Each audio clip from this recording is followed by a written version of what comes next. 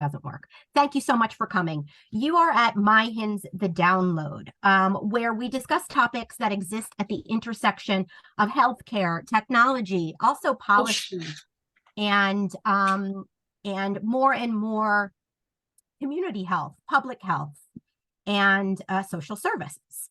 So thank you for being here. If you make sure to stay on mute until you want to come off and ask your questions. Next slide, please. Today you are here for FHIR 101. I am your host. I'm going to do a little spiel in the beginning, very short. I'm going to be here you can side chat me. I ask questions that might be in your brain. I ask probably the dumbest questions so that you don't have to. But I'm the Senior Director of Market Communications and Outreach. And I am so thrilled to be able to present today with Amber Weeks, Synthetic Data Manager from Interoperability Institute, and really the star of the show, Adam Cole, Senior Solutions Architect and Head of Sales Engineering for Smile. Now, next slide, please. Okay.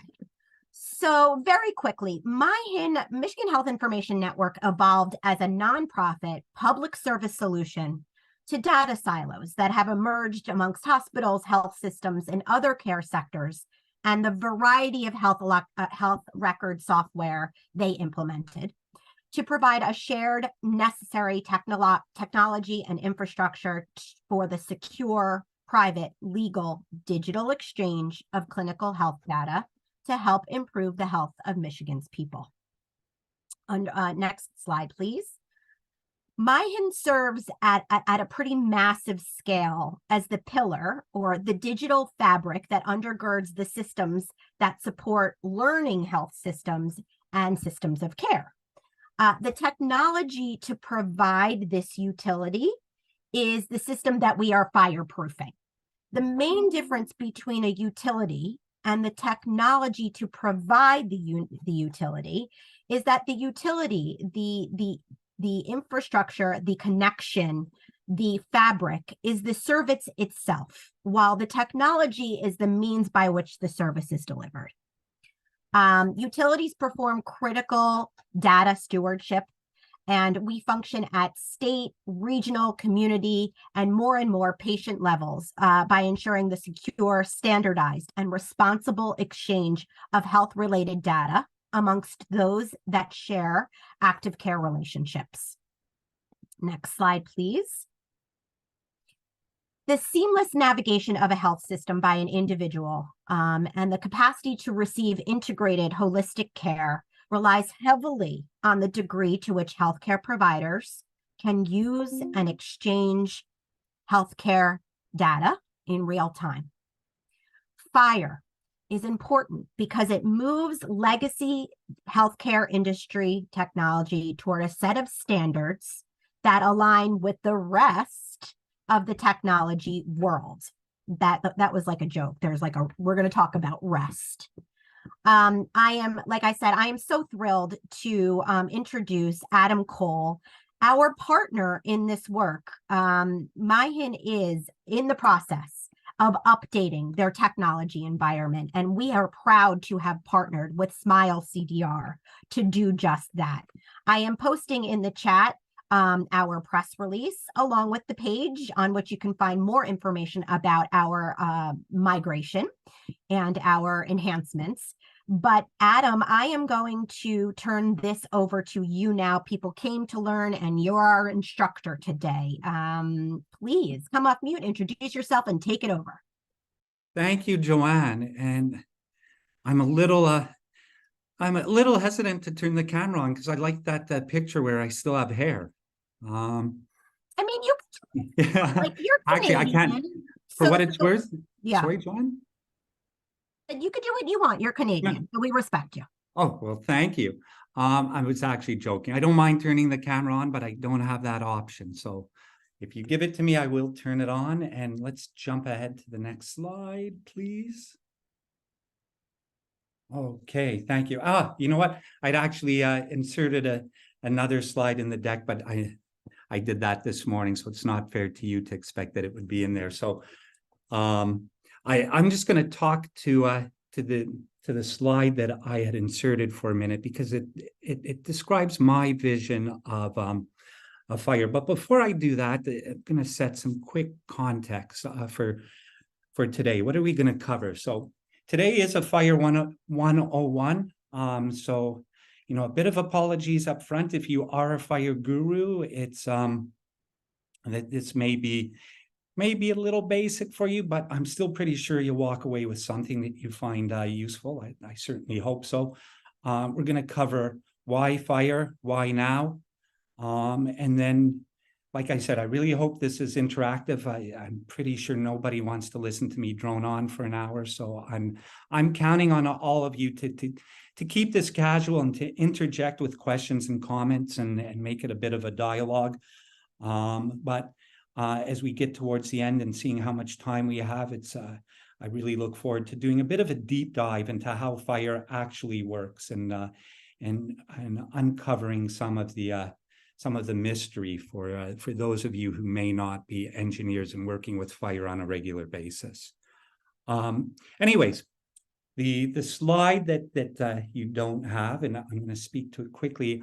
I have three beautiful overlapping circles, and it's the top one is clinical value. Then the two on the bottom are quality measures and population health, and they just speak to the my vision of the benefits that FHIR brings. And I'll keep this pretty quick for this slide because there's no visual to go with it. Clinical value is about FHIR is about providing a complete and shared clinical record. And of course, this provides for better care, less duplication of services, better health outcomes, etc. And then that overlaps with quality measures, and quality measures that we all know are a key component of what we need to do, and they can be quite burdensome. One of my colleagues, Shane McNamee, he has a term that I love. So quality measures are built on CQL, clinical quality language. We'll talk a little bit more about that later. But Shane's term is FHIR is open standards to data. CQL is open standards to algorithms and analytics. And so we're starting to see more and more adoption of CQL, and it's powering a lot of things like automation of reports and submissions, computable clinical decision support, computable clinical practice guidelines, some really exciting things coming out of this area. And then the last circle that I have overlapping the first two is population health. And FHIR provides a lot of tooling to support the detection and prevention of health conditions, searching and segmentation and grouping of patients and members into cohorts. And then that leads to management of prospective care gaps, management of the social determinants of health, health equality, behavioral health, etc. So at the center of my three overlapping circles, I've got a little FHIR icon, of course. I think that's to be expected. And FHIR unlocks all of these business benefits, and it does so through open standards, through being universal, ease and flexibility of sharing your data and leveraging your data assets in the way you want, and not being locked into or limited to using your data by the way your vendor dictates. And then, of course, building on top of all of these capabilities, FHIR also defines a number of services such as subscriptions and an event-driven architecture and smart on FHIR. And we talked about clinical decision support, and all of these, because they're standard and universal, make for a highly interoperable healthcare system. And because we're in the early days of FHIR, we're just now beginning to see and recognize the benefits of that. But I think for those who are more steeped in the FHIR world, you're already having the ability to see how these benefits will play out. Anyways, okay, on to the slide that's on the screen. And let me just take a pause there because, like I said, I did want to keep this interactive. So, like I said, please, questions, comments, jump in anytime. And take a quick moment for a sip. All right, so what we're looking at here is historically, interop has been a journey. We can see on the left side our source systems, a bunch of proprietary APIs. We go through a data mapping and data transformation exercise to get the source data into an interop message. We deliver the interop message, and then the interop message evaporates and disappears. And once we deliver it, we have to reverse the data transformation process. We need to deserialize the data, put it back into a proprietary system where it's once again locked behind these walled gardens. Go ahead, please. Thank you. So now, yay, FHIR is both a journey and a destination. We only have to do that data transformation exercise once, just on getting the data out of the source system. Once the message is being delivered in FHIR, ideally it's going to persist in FHIR. And so we both we reduce the cost of data mapping and transformations in half because we don't have to do it on the destination side. And we have the really big benefit that we now have our data in FHIR, open, universal, and free for you to use as the way you want. Again, questions, comments? We'll keep going, please. Thank you. So I'll be pretty brief on this slide because it's near impossible to read the small writing, and it's and I think I'm going to imagine that most of you are well aware of the regulatory timeline. The key thing that I want to focus on here are the shaded boxes, the blue, purple, and green boxes. These are the enforcement dates. So the first one, the blue box in July 1 of 2021. This was the for the payers. This is patient access API, is regulated by CMS. And then earlier this year was the sister set of regulations impacting the provider community, somewhat colloquially known as G10 or 170.315.G10. Again, both of these are behind us, so no need to focus too much on these. I hope most of you are well ahead of these guys, but do recognize not everybody is there. But certainly, if you're not there yet, you definitely want to be getting there. There are some significant fines for data blocking. And then the big one, of course, is the one in green.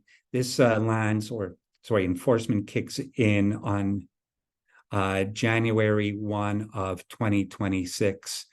And this is there's a fair bit of complexity in this one. And hey, thank you, Brad. I see it looks like our first question. I'll take a look at that in a moment. But just to wrap this slide up,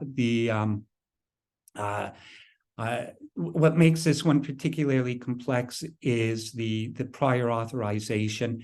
That breaks down into three significant implementation guides, and it's a bit of a moving target right now. It's a mixed blessing. I do appreciate that CMS and ONC are being proactive in pushing automation around prior authorization, but of course the downside of that is it is a bit of a moving target. And one thing to consider is I do believe there's there's likely some significant economies of scale. So because we're on a MiHIN call here, and I believe most, if not all of you, are MiHIN partners, you may want to talk to MiHIN to see what are MiHIN's plans for prior authorization, and what can you do collectively to potentially recognize some economies of scale. Okay, I'll take a moment now and open up the chat and see what we have going. Adam, Yes, Joanne. we had a request, and it was a fair request. He said, like, are we going to get to a place where, like, we're talking about what FHIR is, you know, a real world example or something that we can all use. And what I said was that we are starting here with sort of the why. Like, why are we talking about FHIR? And we are definitely going to get Brad into like the what and the how of it. But it's sort of like, now is the time to start getting to know this. And we will get to the what and the how, if that's fair, Adam. Absolutely, yeah. Oh, thank you for that. Thank you, yeah, for the response. I'll keep monitoring the chat. Sorry? I'll let you know where you're. I'll keep monitoring the chat. Let you know where you are. Okay, terrific. Thank you. And like I said, I really do want to keep this interactive. So, Brad, I appreciate the question, and I'll try to focus on some real world examples as we go forward. I promise you, there's a couple. Okay, so I think we've done justice to this slide. Let's keep moving. Thank you. So a bit of the State of the Union. I joined SMILE 3.5 years ago, and I've had this perception that FHIR's just exploded. And so I was curious if how much reality mirrors my perception. And so I was looking for some numbers on, excuse me, for some numbers on FHIR adoption. And I'll tell you, it's a bit of a struggle to find those numbers, but then I came across Google Trends. I thought, you know what, this is an excellent surrogate for any hard numbers. So this graph in the top left, that what we're looking at is Google Trends. And what we can see is the blue line, that's the interest or the number of searches for HL7 V2. And we can see that sets the baseline. It's pretty consistent over time. The yellow is CDA. It was pretty popular several years ago. Since then, it's leveled off, and it hovers around the same baseline as V2. But in contrast to that, in red, and of course red for FHIR, we see that the interest in FHIR just has this consistent upward trajectory. And to the point right now where the amount of interest, at least from Google's point of view, in FHIR is 10 times the combined interest in previous versions of HL7 standards. The map on the right is the top 12 countries that are performing searches related to FHIR. Probably no surprise there to see the US and Canada in bright red, and it's and then just to drill down into the US, the map at the bottom, I thought this was really interesting. I picked this one up from the Healthcare Referral Region Report. As far back as 2019, we can see that it looks like upwards of 80 to 100% of hospitals had already adopted certified FHIR APIs. So we are clearly seeing a fair amount of FHIR adoption, and the trend just continues to go upwards. Next slide, please. Really quickly on this slide, our experience at SMILE closely mimics what we've seen through the Google Trends. So no need to dwell on this slide. We'll keep going forward, please.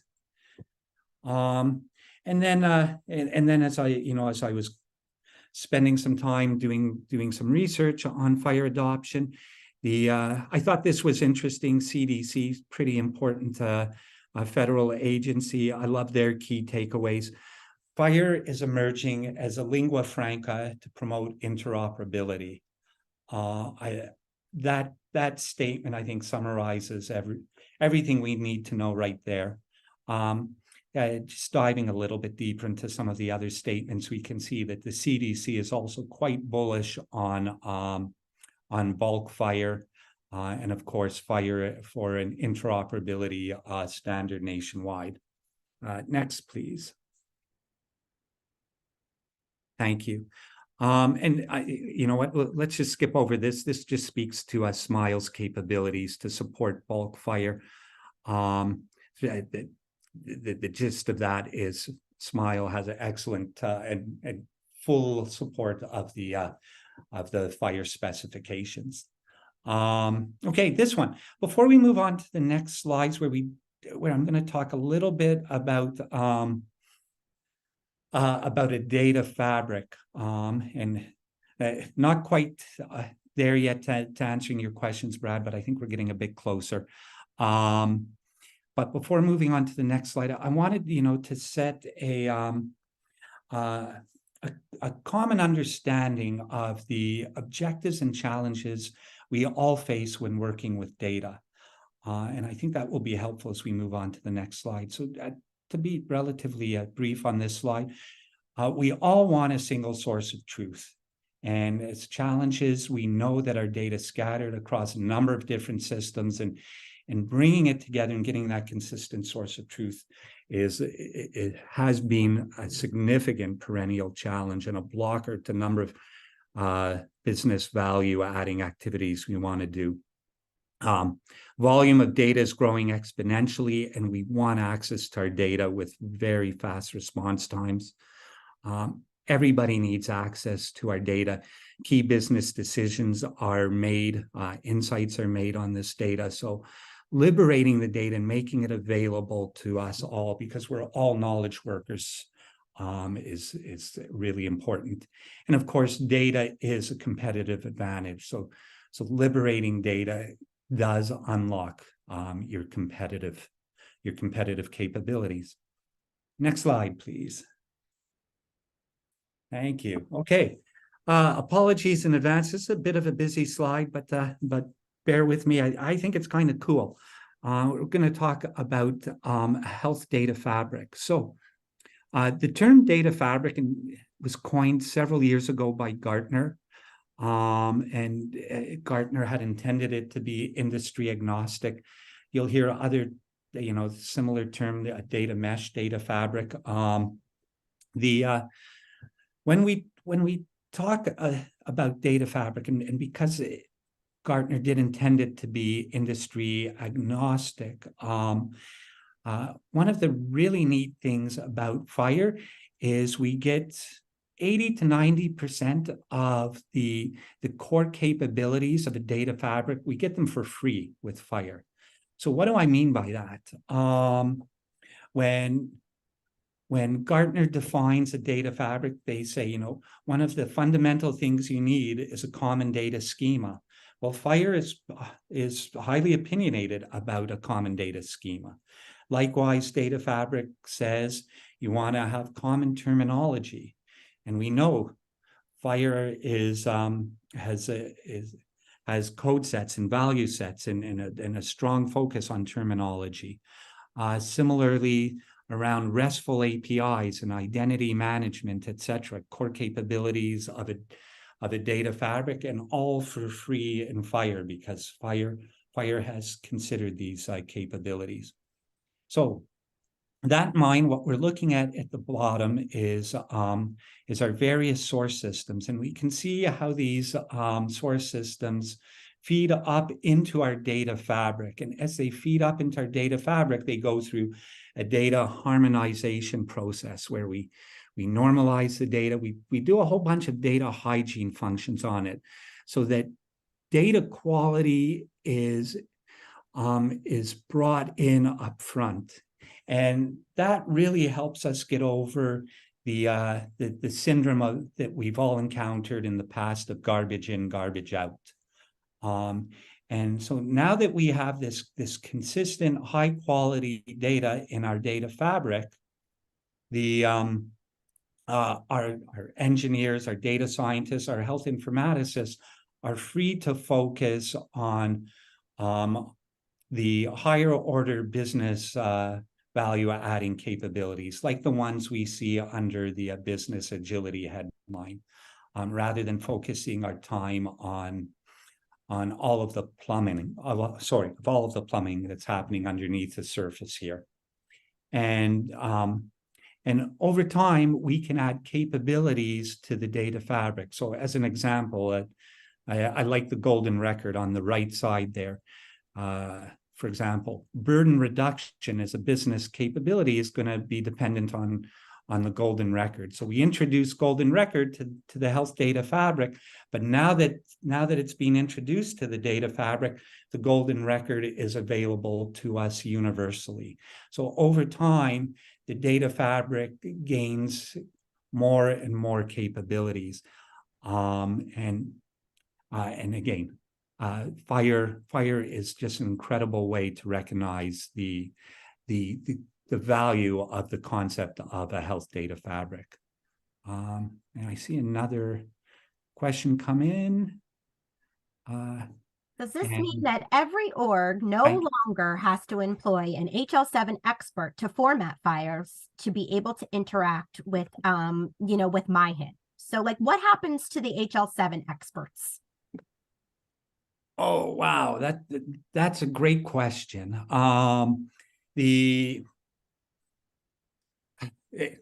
It's a mixed answer. And again, in the interest of dialogue, I know there's some people on this call who have expertise and thoughts on this, so I welcome others to join in on this answer. Short answer is no, it doesn't go away, but it does change. And to elaborate on that, it's going to be a long time where we still have proprietary systems. We still have to deal with teasing data out of Epic, even though Epic is increasingly providing strong FHIR APIs. We know that we know that Epic will throw up resistance to FHIR any way they can. We've got, and not just to pick on Epic, there's a number of large EHRs that are similar. So we do have to consider all of the legacy systems. But yeah, John, to your point, over time and as we look to the future, the big effort we've put into data mapping and data transformations, I do envision that tapering off significantly. But I welcome anybody else to jump in. Let's get into like how it's made and like what it is, and then we can swoop back to, how all the versions of HL7 sort of fit in here, how they build upon each other and how they still exist but are maybe stored differently or packaged differently. Right. Yes. Okay. So Joanne, you're I think about 2 or 3 slides ahead of me, so we're going to be getting into the guts of how it's made in a moment.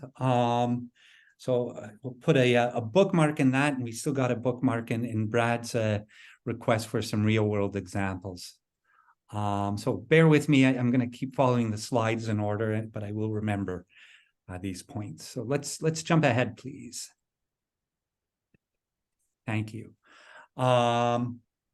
This is a slide of an architectural pattern that we've used with a couple of our customers and that we're using with MiHIN. And I really like this architectural pattern because it speaks to the benefits of reusability. And by thinking about your use cases up front and thinking about them holistically, there is a significant opportunity for cost savings.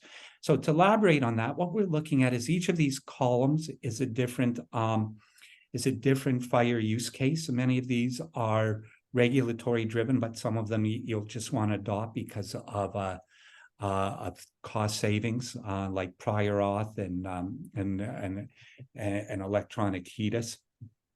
But rather than treating each of these as siloed projects, if we look at them holistically, we can start with the first one, for example, patient access API. all of these bullet points are capabilities that we need to introduce. So we introduce these capabilities for patient access API. Then as we move on to the second solution, we leverage and take advantage of everything that we've already introduced for patient access API. So we can now see the points in white. We're able to see high reusability. And so as we move progressively from left to right, each successive solution becomes easier to implement and accrues value to the ecosystem. And so, you know, I encourage people to think about FHIR for the long run. It's not just here for the patient access API. There's a whole bunch of things that you need to think about. And if you do take this holistic way of thinking, I promise you, you are going to recognize some cost savings. And I know from the work that we're doing with MiHIN that MiHIN is this is their way of thinking. And again, I think there's some really good opportunities for further cost savings through the benefits of scale by working together. Yeah, thank you, Joanne. Okay, next slide. And here, Brad, jumping right to the extreme of a business use case. We'll have to peel it back a little bit later, but this is fun. I know I'm going to assume everybody here has at some point opened up ChatGPT and played with it and had that eureka moment when you type something in English and it responds to you in English, and like, oh my God, it's game changing. And we know this is coming. So a couple of weekends ago, I organized a hackathon at Smile where we worked on coupling GPT generative transformers with FHIR. And just by the way, you may also hear the term LLMs, large language models, and generative transformers and ChatGPT. They're all pretty synonymous. And what you're looking at here is the output of a prompt. And so we asked, we had a bunch of data in a FHIR system, and we coupled up ChatGPT to our FHIR system. And what we're seeing is the opioid overdoses by state. And if we jump ahead to the next slide, oh, sorry, we don't have it. Okay, back up one, please. Thank you. I'm going to read to you the exact prompt that we put into the system. So I typed in, show opioid overdoses since 2010 by county, rolling up to the state level. Render this as an interactive heat map on a map of the US. That's all I typed.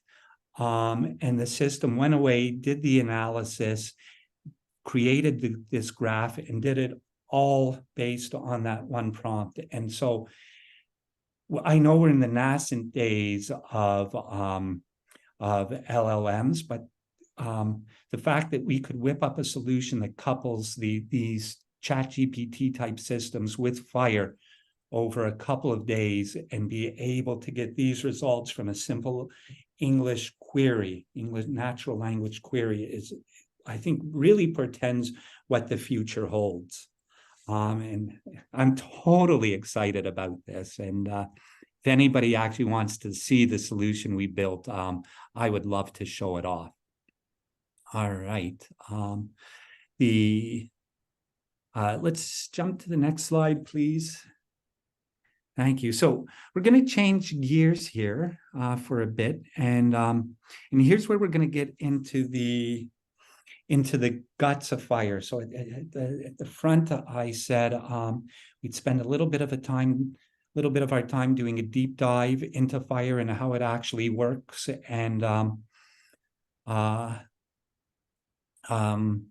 yeah, before I change gears into this, just want to grab a sip of water and give a chance for anybody to jump in with questions or comments so far.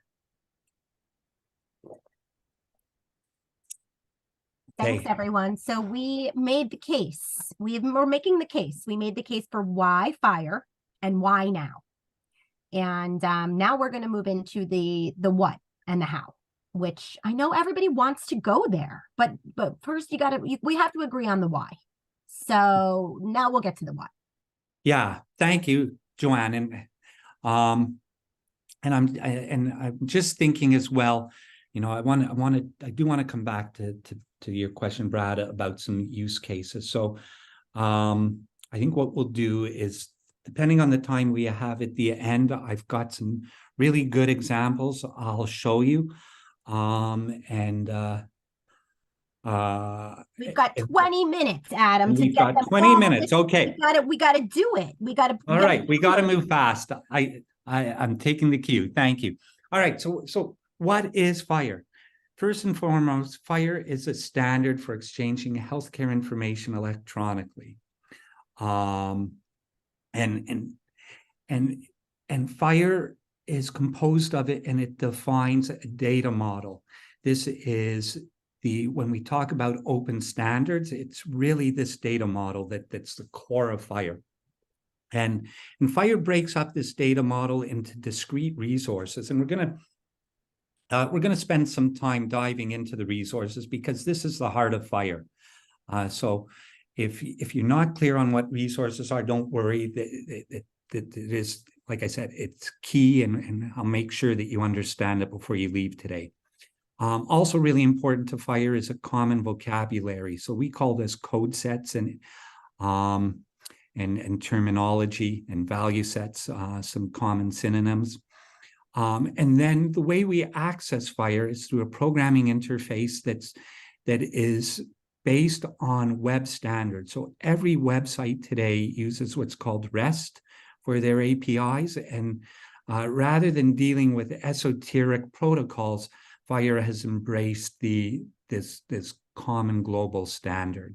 And of course, FHIR relies heavily on a foundation of privacy.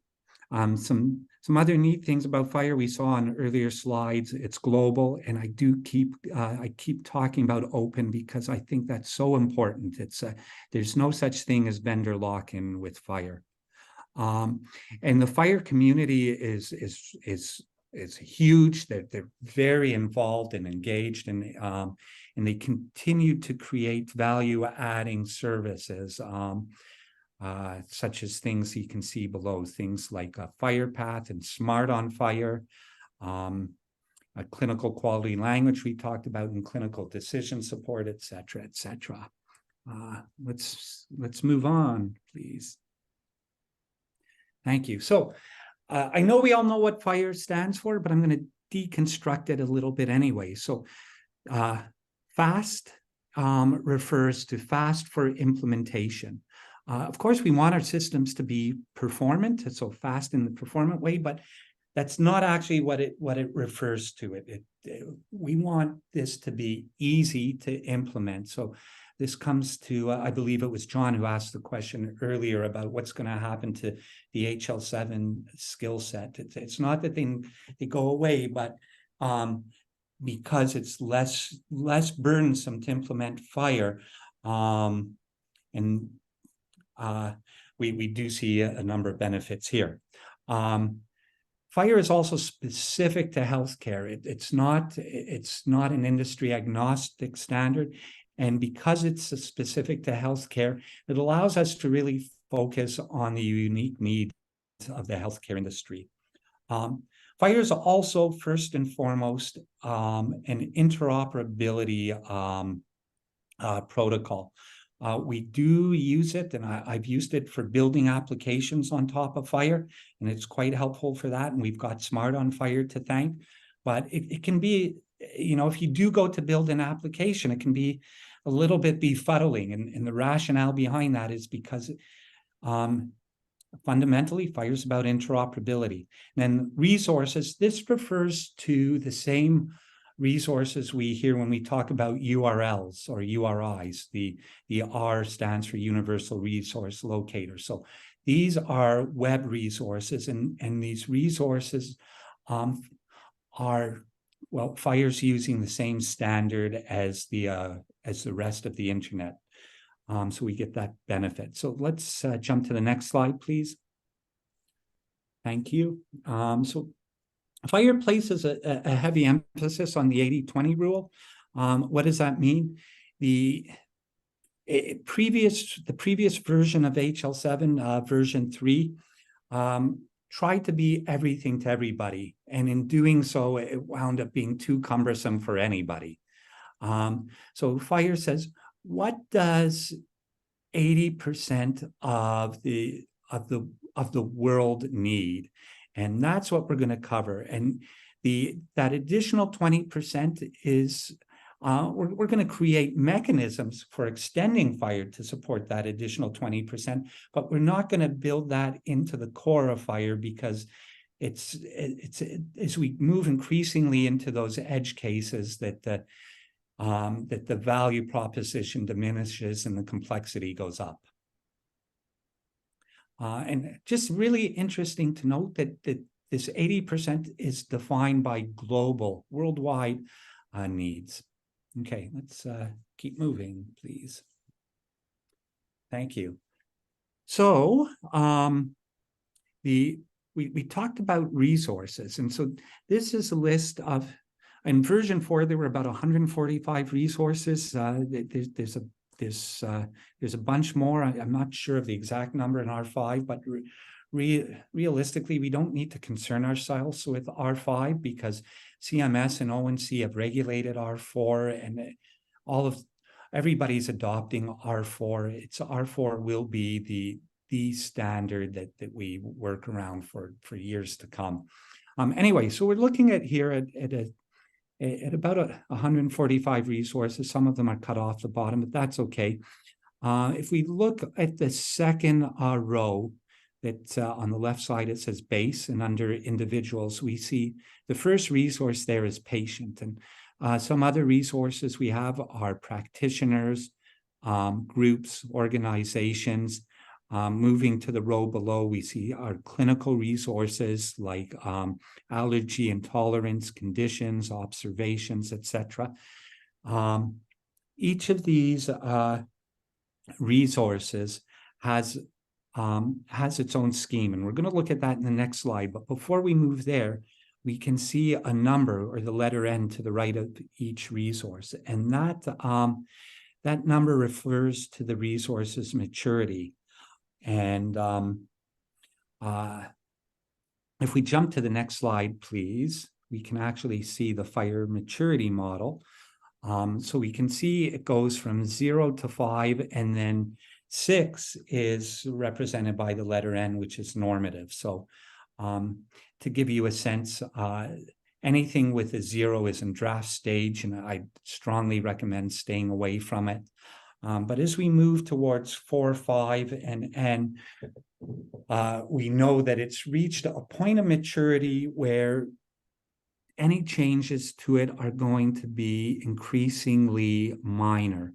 And once it's normative, then it's considered stable, and you can have confidence that it won't change.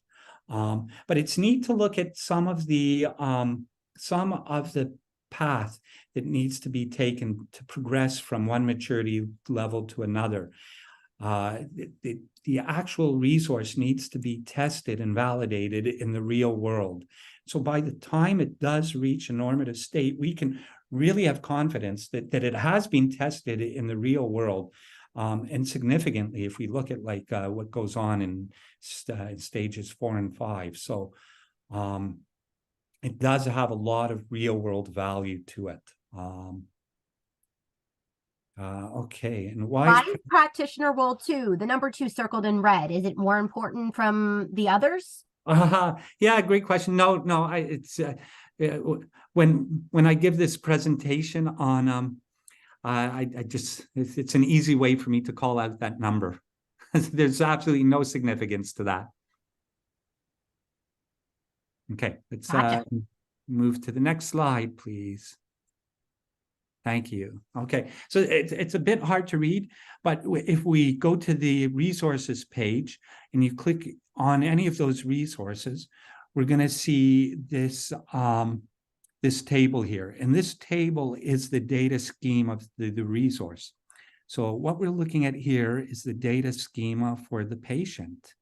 And we can see that if we look at, the first column, the top few items, we can see that a patient, well, what makes up a patient schema? Well, we have an identifier. We want to know, is the patient active or not? And we want to know their gender and their birth date and their demographics. So this tells us how to understand the format of a FHIR resource. Moving over to the next column, we've got a bunch of flags, and I'm not going to talk about those for today. The next column over top says card. That's short for cardinality.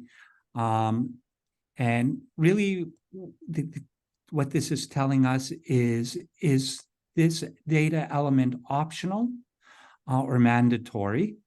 That's the 0 or 1 on the left side. And how many times can this element repeat? The right side. So 1 means you can only have one instance of is the patient active, or a star, which means you can have infinite repetition. So like your telecom, you can have infinite number of, 0 or more instances of a telephone number. And then as we continue to move to the right, we see data types. And if you're familiar with traditional programming languages or databases,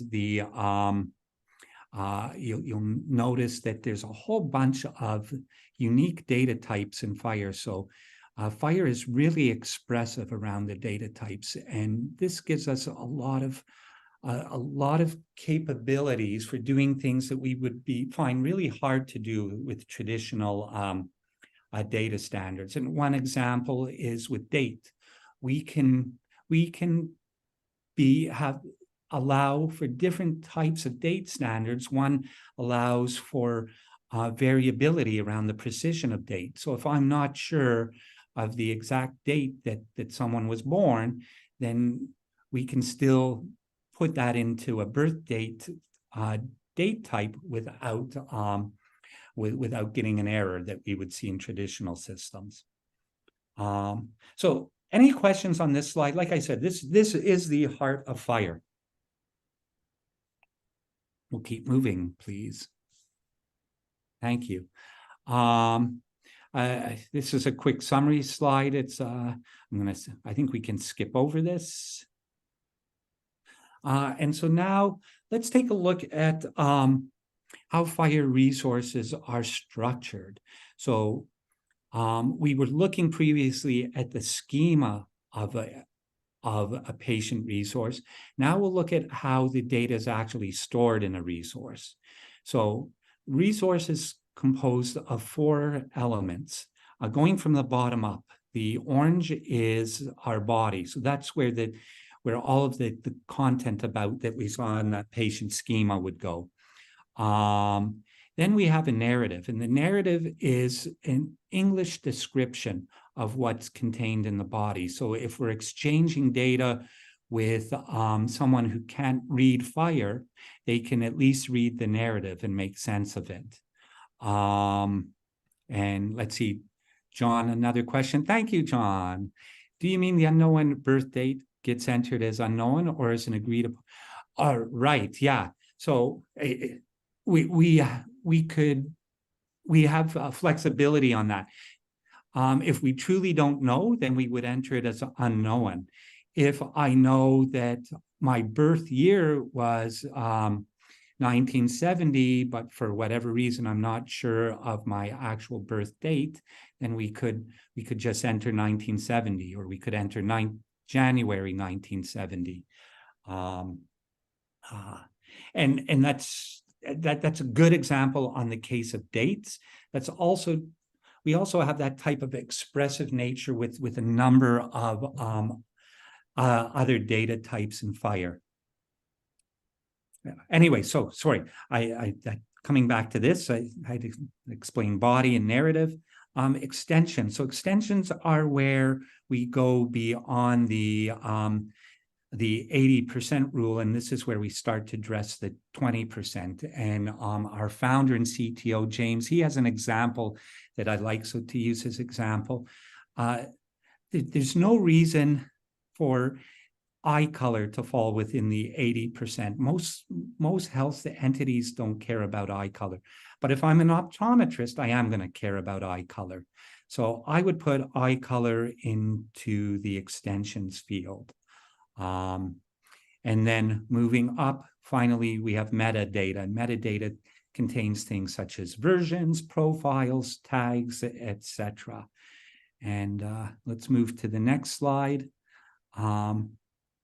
And yes, I agree with you, John. That is one of the great strengths of FHIR is its versatility. So this is just an example of the actual content of what a FHIR resource would look like. We'll keep moving in the interest of time. Please, thanks. Here's an example of an extension. So for example, maiden name is not included, but let's say we wanted to include maiden name, we could do so. And in this case, in the interest of interoperability, we're not just going to define maiden name for our own system, but there's an actual registry we can go to and see, has somebody else already defined maiden name? And if so, let's use their definition if possible, so that we promote interoperability. And if not, then we'll create our own definition. So you can see here, there's a definition for patient mother's maiden name that we're using. Okay, next slide, please. So we've looked at resources and we've looked at modifying them. And when we modify them, we often call that constraining the resource. But I personally, I don't love the term constraining, because when we can also extend the resource, and just in my head, I struggle with extending a resource being called constraining it. But so that you're familiar with the FHIR vernacular, it is called constraining. So we can constrain a resource by adding extensions to it, by changing the cardinality. So you can see here, if you recall in our previous example, plain vanilla FHIR resources, almost all the fields are optional. In this resource, we have identified a number of resources by the one on the left side as being mandatory. We can see we've added fields at the green ones at the top for race, ethnicity, and birth sex. Towards the bottom, under address, you'll see state and postal code have now been constrained to the US abbreviations for state and US postal code or US zip codes, etc. So now that we have constrained the patient resource for a US context, we call that a profile. It's now profiled for the US.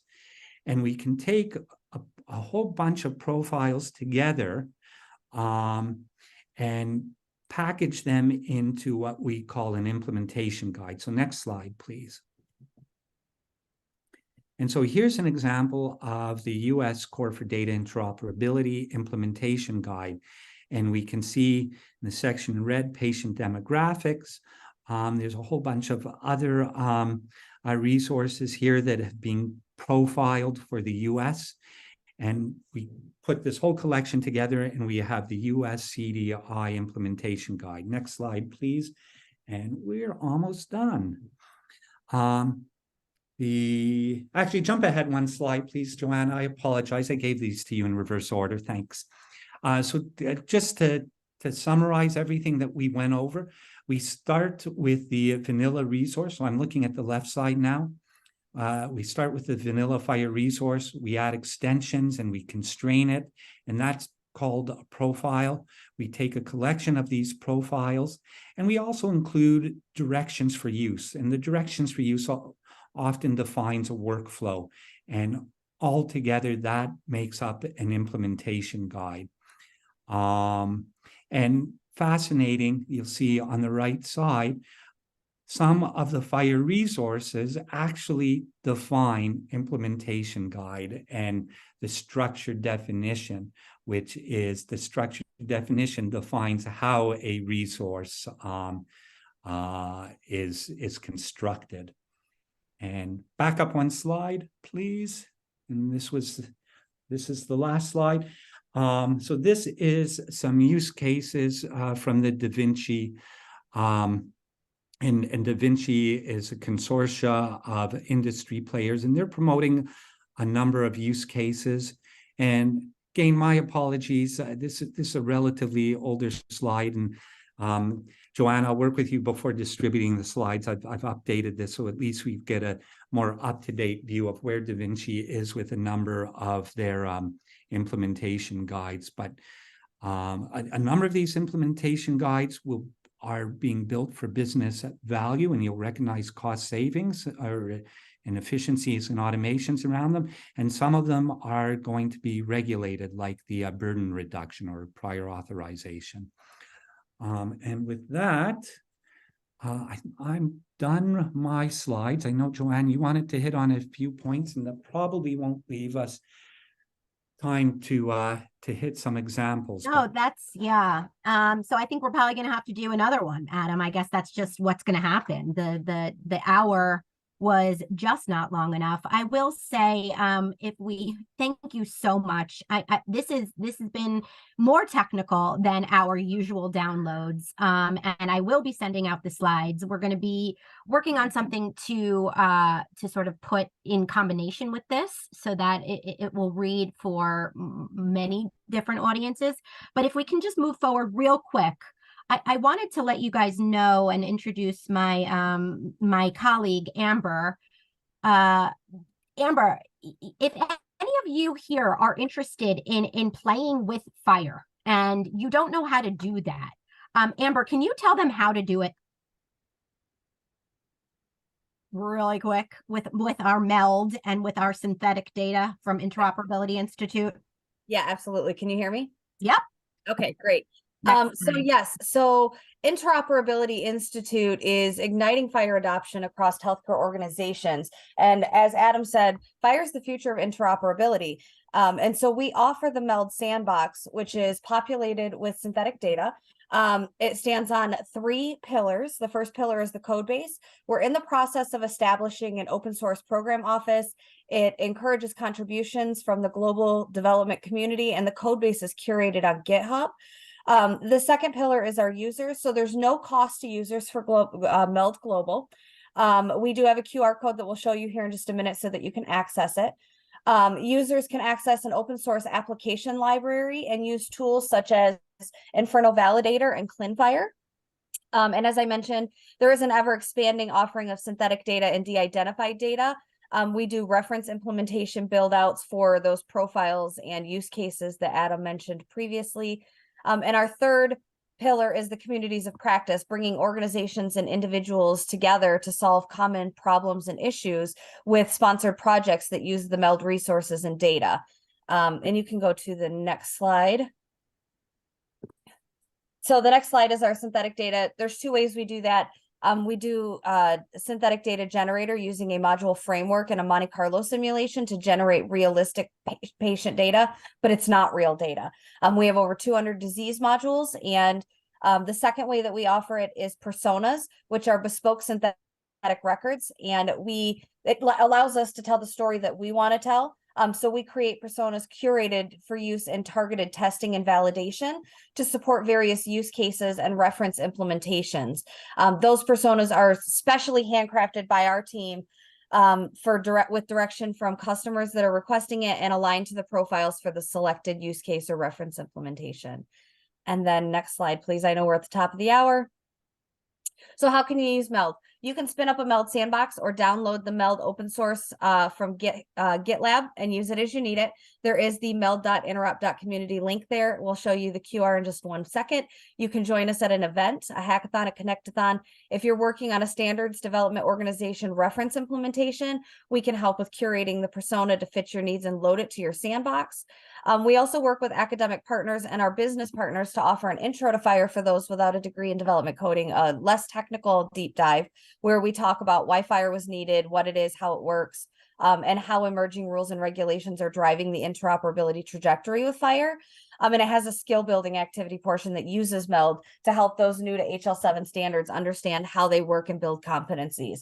And then lastly, you can join the interop community. It is free to join. Members help set direction for MELD open source enhancements and contribute developers to advance MELD functionality and support MELD users. And next slide, please. And that, oh boy, Amber, you did it. It's 301 team. We've got our SDOH screening use case. We have a download. That's the why and the who. We have a bits and bytes getting into the technical. Thank you so much for coming. I will be following up, sending out the slides. You can always find them online. Adam, I cannot thank you enough. We need you. We need you more. We just need you more. I bet people are going to ask for you to come back. Thank you so much. My pleasure. Thank you, everybody. Thank you, Joanne and MiHIN. Thanks, Adam. Thank you, everybody. Where is the QR code? We took out the QR code, but we did, think that's okay. Kendra dropped a link in the chat. Yeah, the link is in the chat. That's what I thought. So look, if you want to play with FHIR, play with us. Trust us to move you into the next phase of this work, and keep coming back. Thank you for your partnership. Have a wonderful day.